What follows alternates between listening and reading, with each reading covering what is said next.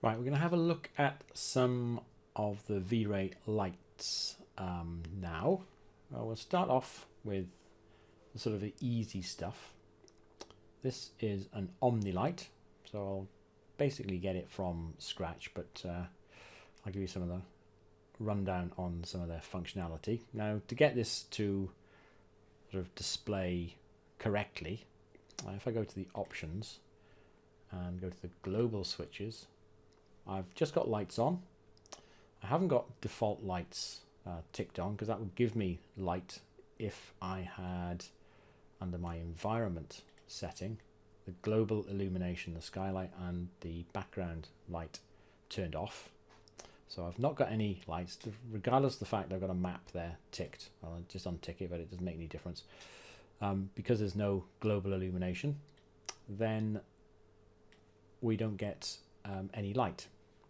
If, however, this had been ticked on, then I would get some light, which I don't want. I want all the light to come from just the lights.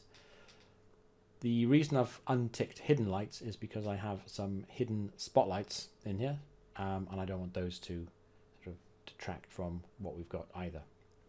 So I'm just going to turn off lights altogether and give it a render, and it's going to be pitch black. Nothing going on at all. Okay, convinced? So back to the options, turn on the lights and then give it another render, and now we have some light. Now what I'm not going to do, this is I think an interior setting and it's set to low, so we're not going to get great quality. But I do need to make sure we shift through these quite quickly. So that took 10 seconds to render, so it's not too difficult. But it's not really picking up anything. I've got a dark floor in there, and you can see this is a window opening, but there's nothing outside, no light coming in from the background, no light coming from the global lights. So it's just adding a little bit of a shadow edge to that bit. Okay, so this is what an Omni Light does. It gives you sort of a glow from it. The trouble with the Omni Lights, once they're quite useful, they do pick up colours. It doesn't matter sort of how you set them. So if I did change the floor finish from this dark colour to a sort of a pinky colour, the reason it's not showing up the texture in this is simply because the style isn't displaying texture. So we've got this style setting there. So if I give another render, it's going to look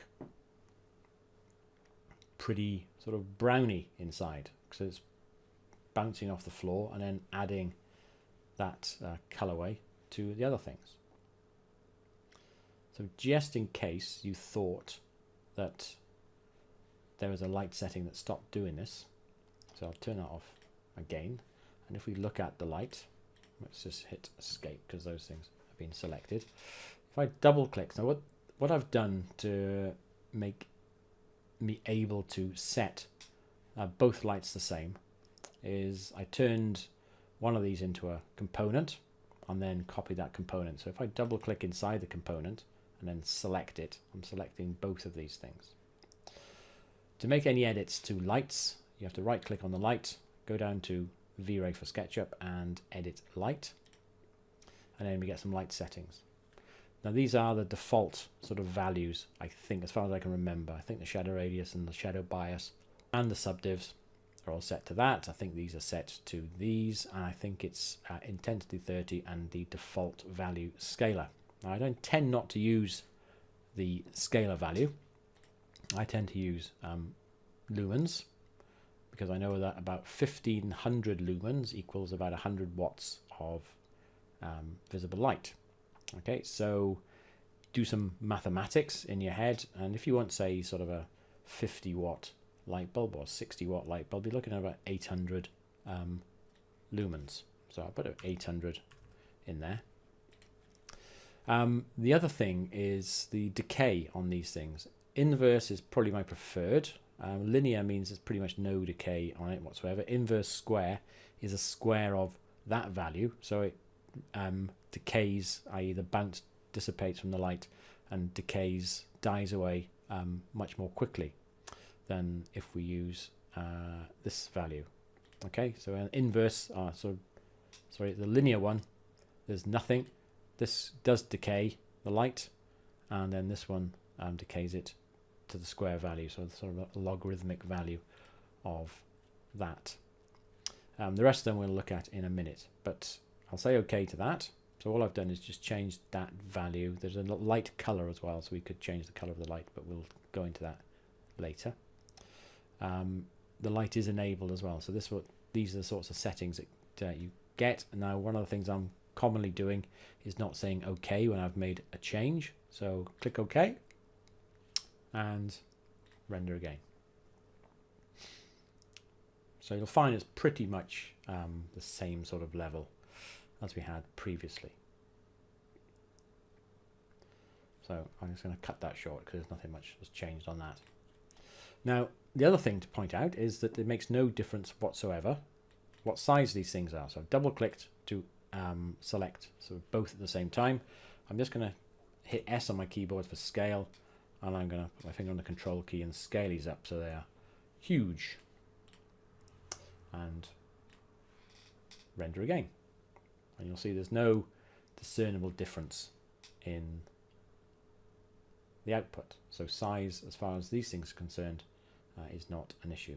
So you might as well make them as unobtrusive as possible. So I'll just step that back like that. Now what I'll also do, because I don't like that orange glow, is change the floor back to this slate grey. So we're done. Now you can contain the light on these things. So if I go to my outliner, I've got shades. So if I just select that one and that one, right click and unhide, and I'll put a shade on these, and I'll render again. Now we see we get this sort of effect. Okay, so now you're containing the light, so it's bouncing up and bouncing down. However, we also get these very sort of unrealistic, I think, sort of shadow edges, especially because of the faceting around there. It's nice and sort of angled, and that big blob on the ceiling. So how do we deal with that? What I might do actually is just show you what the inverse decay looks like. So the beauty of using outliner is that if I double click VRay light, right click, edit light, then we can change that to inverse square, OK, and then render again. And you notice that it's much darker because of that fall off. I'm not going to show you the scalar one because it's just going to blind us. Okay, so that's the sort of difference between inverse and inverse square. So again, double click, right click, VRay for SketchUp, edit light, change that back to inverse. And now I've got this open.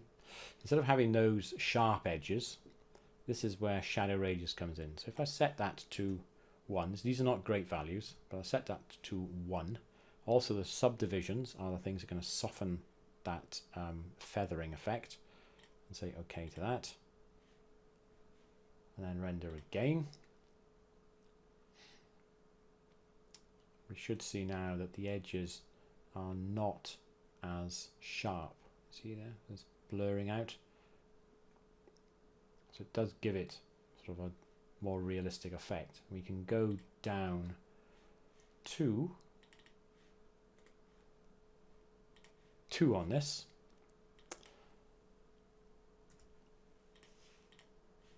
And give it one more quick render. And then you'll find that this is probably about as good as you're going to get the Omni. Okay, now increasing the shadow subdivisions is going to help. Other things that we can do, because if you wanted more light in here, or the walls which are meant to be white, they're not showing up very white at the moment. We could go into the options and under our physical camera, so our shutter speed, which is currently set to 1/100th of a second, we could get that down to say 50.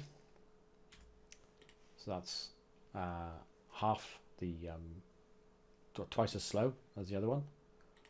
Always get my head confused with that. And then render again.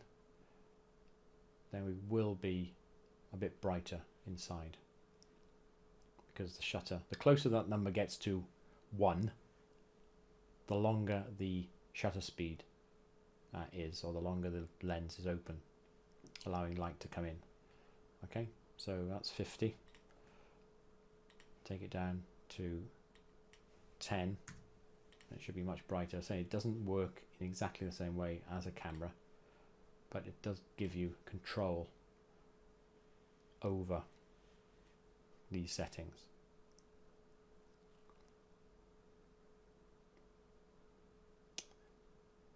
Okay, so that really is the Omni Light. So it gives you the chance to play around with it, change some settings, so you're not going to be completely, excuse the pun, in the dark with these sorts of things. But again, that looks a bit too overblown, so again you have to be sort of careful with the way these are set up. To load an Omni Light, by the way, it's this thing here. This is the Omni Light, and you just click on it and just click somewhere in your model, and it's going to give that sort of orb, and then you can move this into position. Okay, any way you like. Now if you turn this, it looks like this first. If you turn this into a component, then it turns it into that, just facets it a bit more. And then with that component you can copy it, and then if you edit it, then both of them are going to be editable. Alright, so I'll just do one more render with these extra ones in, and it should get quite a bit brighter. Well, not much, because they're sort of lost in all that illumination anyway. Okay, so that's the Omni Light. Next up, we'll look at this one, the rectangle light, which is also really useful for creating sort of daylight. If you didn't want to have global illumination outside, you want to control it a bit more, then the rectangular light is the one for you.